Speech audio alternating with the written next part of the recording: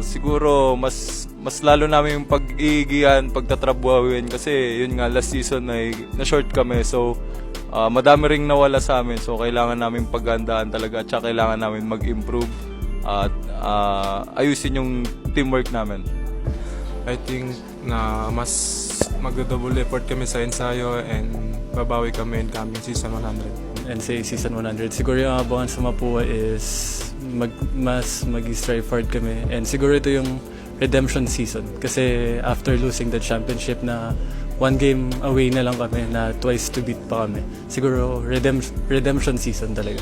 All teams naman na ma-intense talaga kalaban kasi grabe yung contest and competition talaga sa NCAA.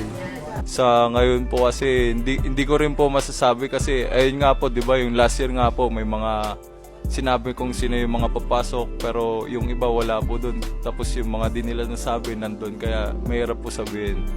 Makita na lang po.